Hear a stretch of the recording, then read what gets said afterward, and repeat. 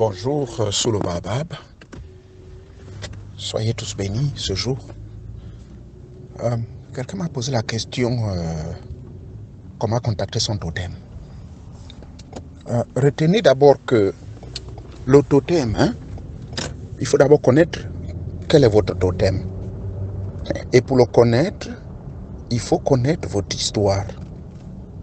Votre histoire, connaître son histoire veut dire que vous devez connaître votre ethnie. Au sein de chaque ethnie, au sein de chaque groupe ethnique chez nous en Afrique, il y a ce qu'on appelle le clan. Et au sein de ce clan, il y a ce qu'on appelle la tribu. Maintenant, au sein de chaque tribu, il y a ce qu'on appelle le totem. Voyez-vous? Donc, ça c'est très important de connaître. L'homme noir doit connaître ses origines. Et justement, au cours de notre séminaire, je vais faire un brassage là-dessus. Qu'il est très important que nous, en tant qu'hommes noirs, nous avons une composante quaternaire. Du point de vue, comment dirais-je, existentiel en tant qu'Africain noir. En tant qu'Africain, on peut être blanc ou noir, c'est pareil. Parce que ce que je vous dis reste valable en Afrique du Nord, donc en Égypte, en Algérie, en Tunisie, en Algérie, en descendant jusqu'en Afrique du Sud, en passant par la Rhodésie et tout ça. Donc retenez cela. Je reprends l'échelle. Vous, Johan, vous êtes africain. Maintenant, en tant qu'Africain, vous êtes venu sur cette terre à travers deux êtres. Votre mère et votre père. Votre mère, donc, appartient à un groupe ethnique. Je vous donne un exemple. Si elle est, par exemple, Fang, ça c'est un groupe ethnique du Gabon. Et parle la langue Fang. Maintenant, dans ce groupe Fang, l'ethnie Fang, dans l'ethnie Fang, elle appartient à un clan bien précis. Elle appartient également à une tribu bien précise. Parce que les Fang, nous avons plusieurs types. Il y a les Fang qu'on appelle les Ntumu. Voyez-vous? C'est un clan ethnique Fang. Il y a le Ntumu. Il y a le Wondo au niveau du Cameroun. Les Ntumu, on les trouve également au Gabon et on les trouve dans la zone de la Guinée équatoriale. Voyez-vous? Ça, c'est le groupe ethnique Fang. Donc, le groupe ethnique Fang, ils ont le clan, ils ont leur tribu. Et on parle de l'ethnie, clan, tribu. Ensuite, quatrièmement, le totem. Ça, c'est du côté de votre mère. Si votre père est Pounou, c'est pareil. Du côté du père, il a son clan. Il a son, comment dirais-je, en dehors du clan, disais-je, sa tribu. Et il a un totem. Voyez-vous? Donc ça, c'est des informations très très importantes que vous devez avoir auprès de vos parents. Parce que vous ne pouvez pas contacter votre totem n'importe comment. Je vous donne mon exemple. À Ralikewa, Marenje, ça, c'est le clan du côté de mon père, gallois. Maintenant, notre totem à nous, c'est le perroquet. Voilà, ça c'est le totem du côté de mon père, le perroquet. Que je puise de son côté maternel. Parce que le pouvoir gabonais, il faut le connaître, chez nous, au Gabon, le pouvoir est beaucoup plus matriarcal. Voilà pourquoi quand vous allez vous marier, souvent, les enfants restent chez la femme. Même regardez, même dans les pays des Blancs, on donne toujours l'autorité à la femme. Mais moi, j'ai étudié le peuple irlandais, les Irish people. C'est ce qu'ils font. J'ai observé cette tradition auprès des Irlandais. Les enfants restent toujours avec la mère. C'est un combat très dur qu'on pourrait attribuer ces enfants-là au père.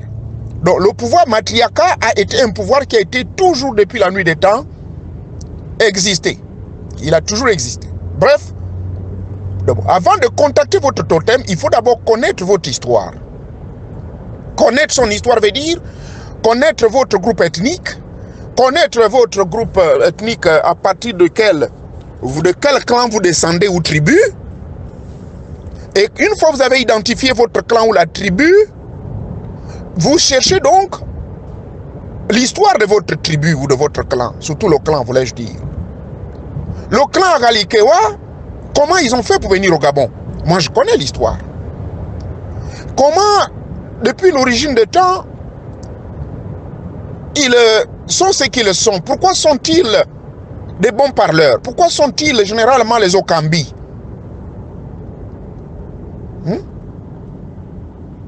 Pourquoi sont-ils des Okambi, c'est-à-dire des parlementaires, des hommes qui savent parler, qui maîtrisent le verbe? Pourquoi? Eh bien, on nous dira que parce qu'ils descendent du perroquet. Mais le perroquet, vous avez dû remarquer l'une de mes photos ici, le perroquet, dans toutes les langues, tribus du monde entier, le perroquet vert que vous avez vu sur mes photos, c'est un perroquet qui vient du Brésil. Le Brésil et le Gabon, le Congo, je vous informe, il y a de cela près de 20 000, 25 000 ans, formaient un seul continent. Enfin, toute la planète formait en fait un seul continent au lieu de 5 ou 6 comme nous le constatons aujourd'hui. Mais il y a eu éclatement. Bref, donc toutes les espèces qui vivent là-bas, on retrouve les mêmes tribus au Brésil. J'ai été moi-même à Brasilia, et de Brasilia, je suis rentré même à l'intérieur des forêts amazoniques, et de l'Amazone autant pour moi.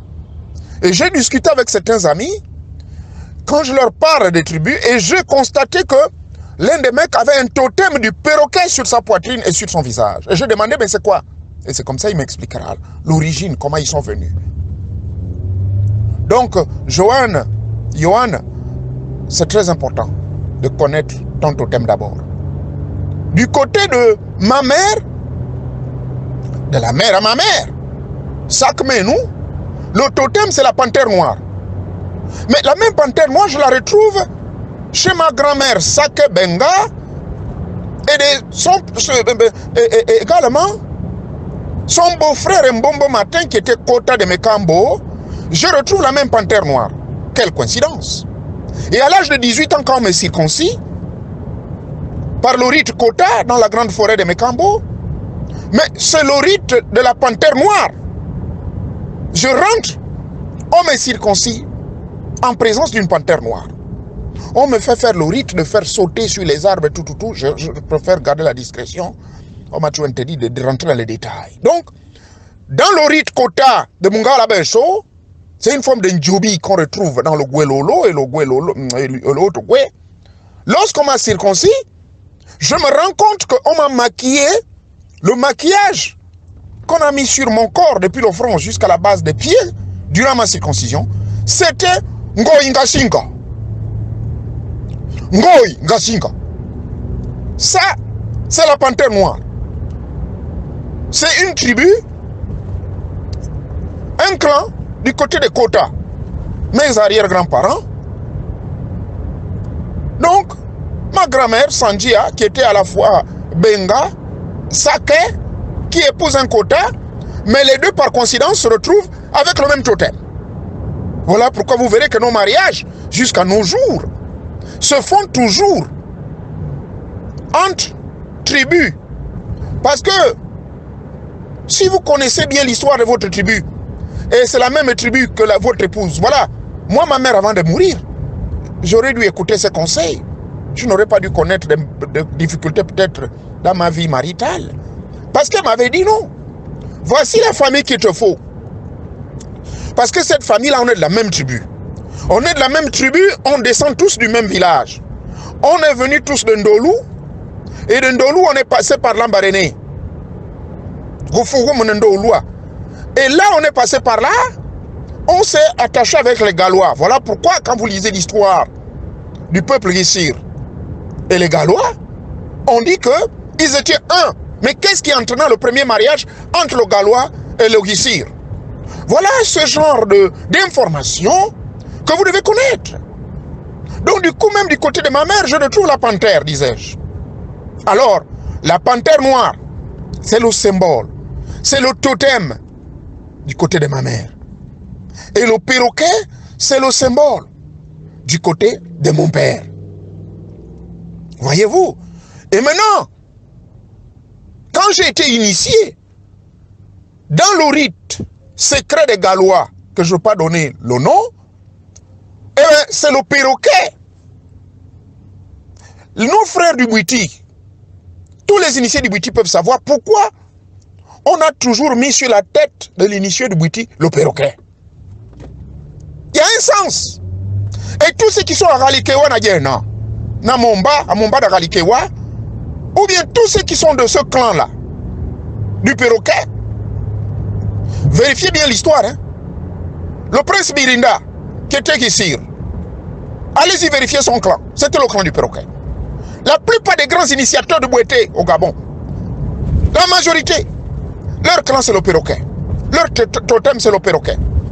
Donc, voilà comment le perroquet est rentré. Le totem du perroquet ne peut jamais manquer dans les outils ou l'arsenal du bwitiste. Tout comme la civesse qu'on appelle Musingi, c'est une signification. Donc, bref, je suis allé trop loin, pardonnez-moi. Il faut retenir que, une fois vous connaissez votre totem, et je ne vous ai pas dit que le perroquet, je ne suis pas surpris pourquoi aujourd'hui, je fais ce que je fais. Le boulot que je fais, en tant que psychothérapeute, j'aide les patients, et je vous informe que je n'ai pas un doctorat.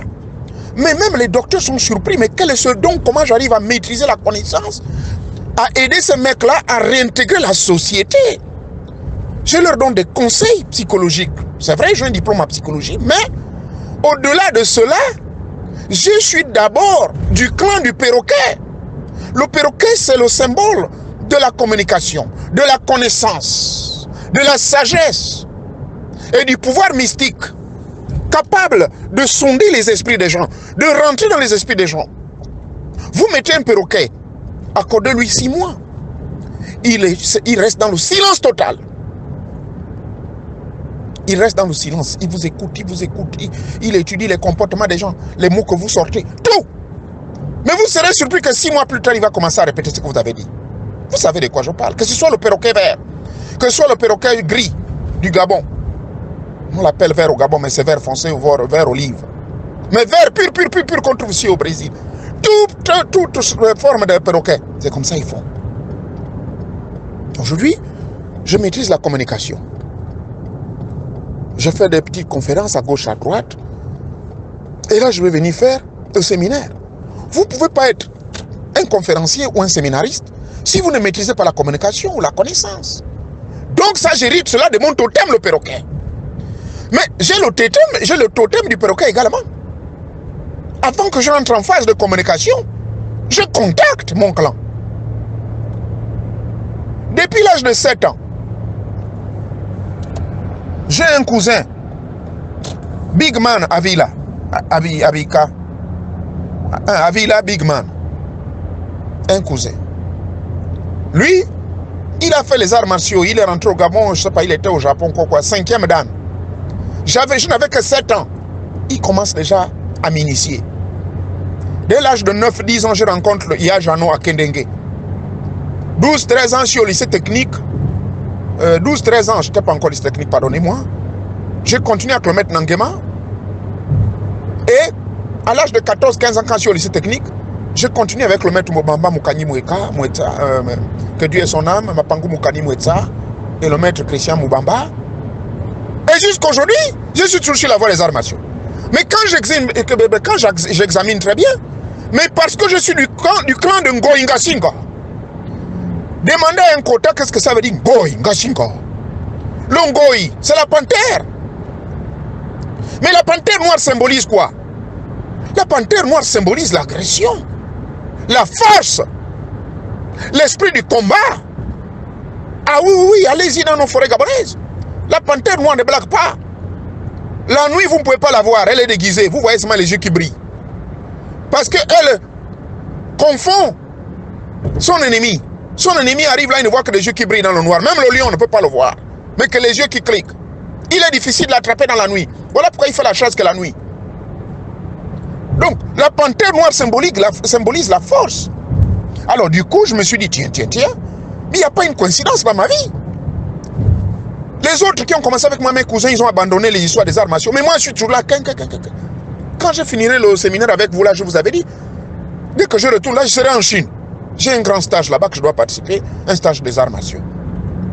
Donc, vous voyez, j'ai les arts martiaux dans le sang, mais c'est à cause du clan, à cause de mon totem de la panthère Ngoï. J'ai le don de communiquer, de faire des conférences, des séminaires à travers le monde, mais c'est à cause de mon totem, le perroquet. Donc, vous comprenez du coup que les connaissants, mais tranquille, moi je les contacte à chaque fois. À l'époque, avant de commencer un combat de karaté, mais je rentrais en communion avec mon totem de la panthère Ngoï. J'avais un petit totem avec moi toujours. Et je l'ai jusqu'aujourd'hui. Les mecs me trouvaient de brutal, de trop violent. Parce que ils pensaient que j'étais possédé par des forces étranges. Mais c'est Ngoï la panthère qui est en moi. Mais regardez autour du cou de certains initiés. Ils portent quoi? Les griffes d'une certaine bête. T'es à moi, gars. Je ne vais pas rentrer trop loin. Alors, vous voyez, Johan, votre question a été très profonde. Donc, du coup, vous ne pouvez pas contacter votre totem si vous ne connaissez pas votre histoire. Partant de votre groupe ethnique, de votre tribu, de votre clan, de votre histoire en émo. Et je vous informe que du côté de votre mère, vous devez connaître 4. Je pourrais dire 8. Parce que la mère est le père de votre mère. Du côté du père, vous devez connaître 8 également. Voilà pourquoi quand on fait le rite des ancêtres, vous devez invoquer tous ces 16. Je dis bien 16 tribus ou clans dans votre lignée ancestrale. Et lisez bien le livre de Matthieu, chapitre 1, du verset 1 jusqu'au verset 17. Vous verrez que le chiffre 6 apparaît. Oui. 46. Le nombre de tribus qu'il y a eu depuis Adam jusqu'à celui que vous appelez Jésus là, le Jésus des chrétiens. 46 tribus ou 46 clans. Et voilà, au Gabon, je vous parle de l'affaire de mon pays, le Gabon, et je vous parle de l'affaire du Congo parce que j'ai été dans ce pays. Au Congo, au Cameroun, c'est pareil. Tous les pays bantous. On en a 16. Du côté de la mère, 8. Du côté du père, 8. Et vous devez tous les convoquer. Et vous devez connaître au minimum 2 ou 3, 4 totems. Vous devez connaître. Donc, Johan, voyez, la question que vous avez posée, elle est profonde. Voilà, pour répondre à votre question, avant de contacter votre totem, il faut le connaître. Quel est votre totem? Est-ce que c'est le chacal? Est-ce que c'est l'hippopotame? Est-ce que c'est le nzibo? Le gorille? Est-ce que c'est le ndioku? Et vous avez constaté que dans mon combo, j'ai toujours dit, Nkombo yonubie, et qui t'a boronchonde, et quoi popo, kadam gochengo, swandembe, yengo, njoku mutete, kondanjoku. Mais qu'est-ce que ça veut dire? Njoku, l'éléphant. Njoku mutete. Ça s'en vient en vieux Tchogo. Parce qu'on retrouve le Tchogo, le mythe. Le Tchogo, on retrouve ça dans toutes les langues, même dans le Koui. Chez nous, les gars, on retrouve ça. Quand on parle de Nbokanene, Mboka, mais c'est le village, le temple. Nene, le grand. Goutoub, Touba.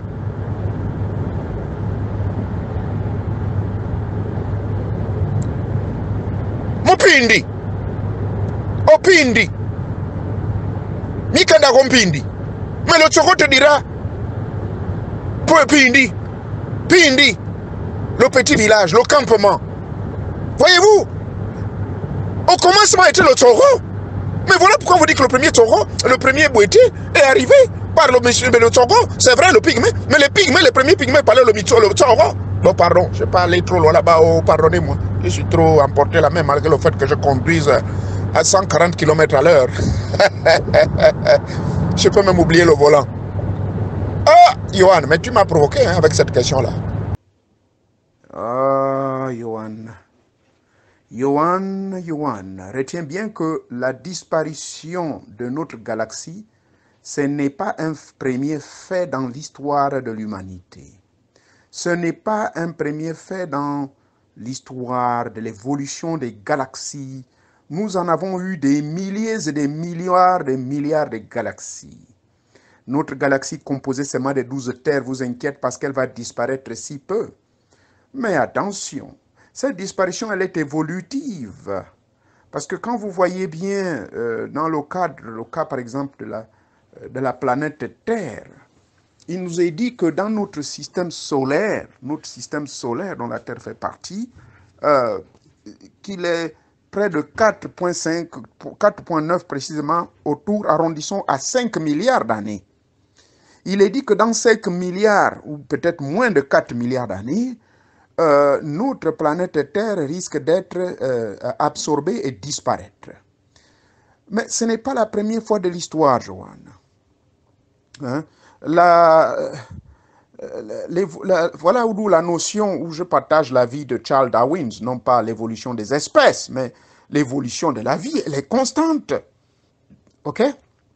Si il n'y a plus vie au niveau de la planète Terre, il y aura vie dans d'autres planètes.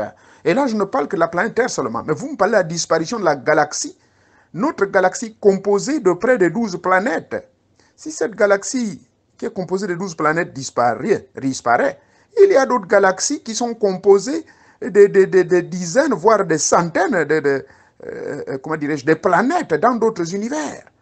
Donc, notre évolution de la conscience, justement, le but de l'éveil de votre conscience, c'est pour vous permettre justement de vous habituer déjà à maîtriser hors de votre corps physique, hors de votre planète, pour prouver aux gens, comme les écrits sacrés le disent. Les écrits sacrés disent que les dieux donnèrent, ou Dieu donna toute autorité et tout pouvoir à l'homme et toute soumission, afin que tous les univers soient soumis à la volonté de l'homme. Mais que cette soumission, elle est possible par la maîtrise de tous ces milieux, la maîtrise de toutes les galaxies, en commençant par notre propre galaxie. Donc par conséquent, si cette galaxie disparaît dans l'espace et le temps, il y en a d'autres galaxies où la vie, elle est bel et bien préparée. Il y a des conditions de vie meilleures que cette planète Terre dont vous commencez à vous plaindre. Donc si notre galaxie disparaît, rassurez-vous, il y a d'autres galaxies où la vie est mieux préparée pour nous. Parce que nous sommes sur Terre, c'est juste une école. Nous sommes venus sur cette Terre pour un voyage. Nous ne sommes pas venus pour y rester.